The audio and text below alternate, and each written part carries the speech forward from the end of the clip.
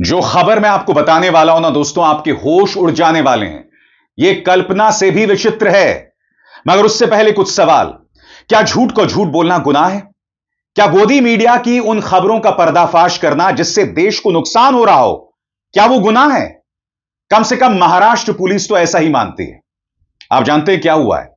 Maharashtra police ने Twitter, social media platform x को एक नोटिस भेजा है मेरे खिलाफ, मेरे एक ट्वीट के खिलाफ, मेरे एक बयान के खिलाफ, और कहा है कि इसे हटा दिया जाए।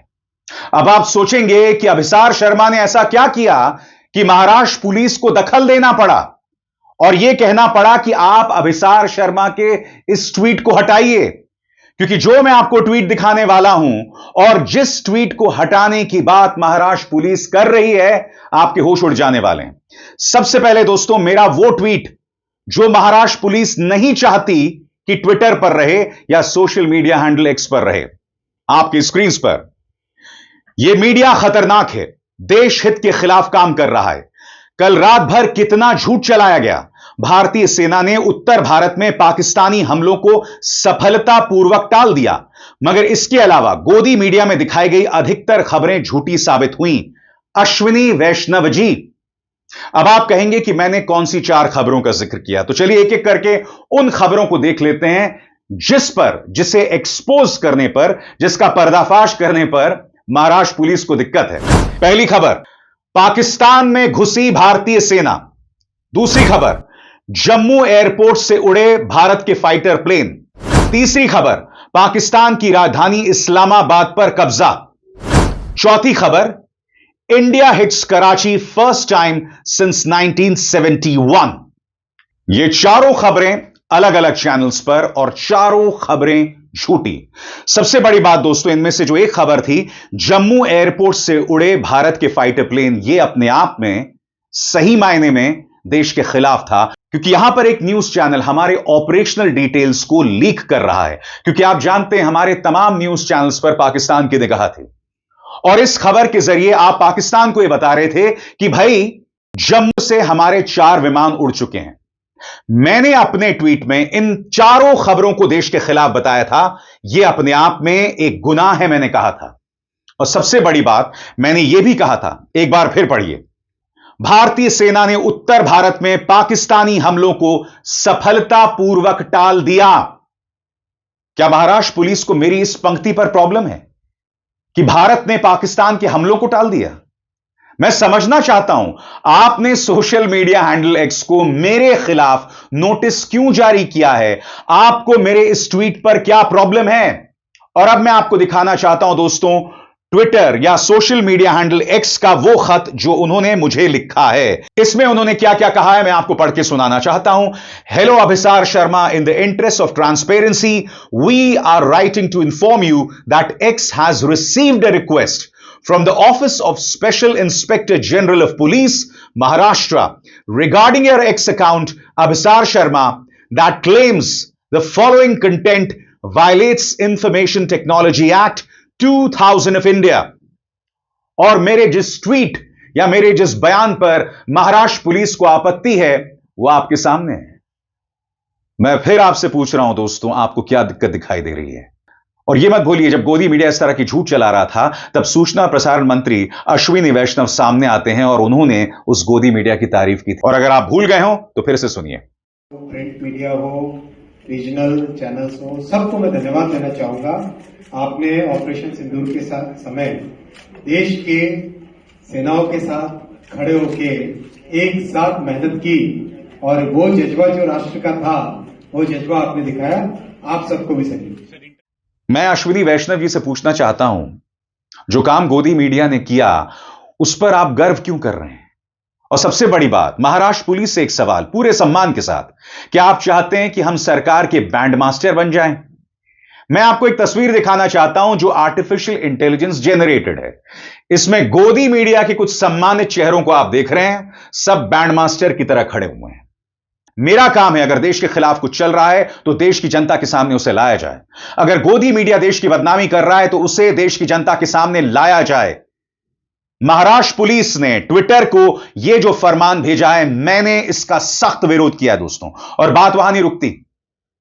रवीश कुमार, अजीत अंजुम और क्रेडिबल हिस्ट्री के अशोक पांडे मेरे पक्ष में आए हैं और उन्होंने बयानात जारी किए हैं। मगर सबसे पहले मैं आपको बतलाना चाहता हूं कि मैंने इस मुद्दे पर क्या कहा है आपकी स्क्रीन पर। मेरे इस ट्वीट पर, जिसमें मैंने गोदी मीडिया के दुष्प्रचार का जिक्र किया था, महाराष्ट्र पुलिस ने ट्विटर यानी एक्स को नोटिस जारी किया है। इसमें हमारे एक सैनिक ठिकाने पर हमले की झूठी खबर भी है, जिसके लिए आज तक ने माफी मांगी थी। इसमें आज तक ने एक ऑपरेशनल डिटेल को लीक कर दिया था जो सूचना मंत्रालय के निर्देशों के खिलाफ था। क्या गोदी मीडिया की फर्जी खबर को एक्सपोज करना राष्ट्रहित के खिलाफ है? जिस गोदी मीडिया ने दुनिया भर में बदनाम किया, उसकी चर्चा करने में क्या दिक्कत है? मैं फिर आपसे पूछना चाहता हूं, जो गोदी मीडिया आए दिन देश की नाक काट रहा है, रेडियो रवांडा बना हुआ है, हिंदू मुस्लिम कर रहा है, जिसके चलते हमारे जो 57 सांसद मुस्लिम देशों में गए हैं, एक भी मुस्लिम देश का एक भी राष्ट्रीय अध्यक्ष, एक भी प्रधानमंत्री, एक भी राष्ट्रपति सामने नहीं आया है भारत के पक्ष में। सीधा सवाल, आखिर क्यों? यह सवाल है और यह सवाल पूछा जाएगा। इसमें डरने की क्या बात है? जैसे मैंने आपको बताया दोस्तों, मेरे पक्ष में पत्रकार रवीश कुमार, अजीत अंजुम और अशोक पांडे भी आए हैं। उन्होंने क्या कहा है आपकी स्क्रीन पर।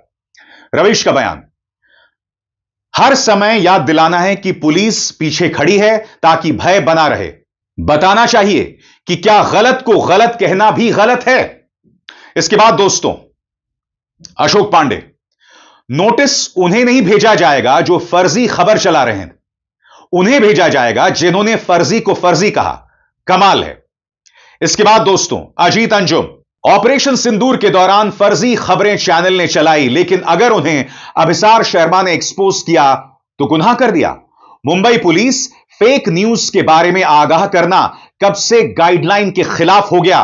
अजीत आगे यह भी कहते हैं, इस ट्वीट में ऐसा क्या है ट्विटर, चैनलों पर फर्जी खबरें चली, उसे अगर एक्सपोज किया गया तो क्या गलत किया गया मुंबई पुलिस? यह तो कल्पना से भी विचित्र हो रहा है दोस्तों। फर्जी खबरों को जायज ठहराया जा रहा है। यह कैसा साल 2025 है? यह कैसा संगोल युग है? यह कैसा रामराज्य है जिसमें फर्जी खबरों को फर्जी बताना, उसे एक्सपोज करना देश के खिलाफ हो जाता है? जब आप ट्विटर को नोटिस जारी करते हैं मेरे अकाउंट के खिलाफ। मैं जानता हूं भारतीय जनता पार्टी के एक महान नेता ने चुनावी सभा में एक बार एक मंत्र जारी कर दिया था। कौन सा मंत्र याद है ना? झूठ बोलो, बार बार झूठ बोलो। झूठ बोलो, बार बार झूठ बोलो। जो भी बोल सकते हैं सब झूठ बोलो, जहां भी बोल सकते हैं झूठ बोलो, जितनी बार बोल सकते हैं झूठ बोलो। और आगे बढ़ने से पहले एक जरूरी संदेश, मेरे कार्यक्रमों के लिए आप नोटिफिकेशन का इंतजार मत कीजिए। मेरे चैनल में जाइए और खुद जाकर कार्यक्रम देखिए और रहिए अपडेटेड। और हां, ज्वाइन कीजिए मेरा चैनल। देखिए यह जरूरी संदेश। स्वतंत्र और आजाद पत्रकारिता का समर्थन कीजिए, सच में मेरा साथी बनिए। बहुत आसान है दोस्तों, इस ज्वाइन बटन को दबाइए और आपके सामने आएंगे ये 3 विकल्प, इनमें से एक चुनिए और सच के इस सफर में मेरा साथी बनिए। ऐसा लगता है कि गोदी मीडिया और भाजपा का प्रचार तंत्र इसी तरह की चीजों में विश्वास कर रहा है।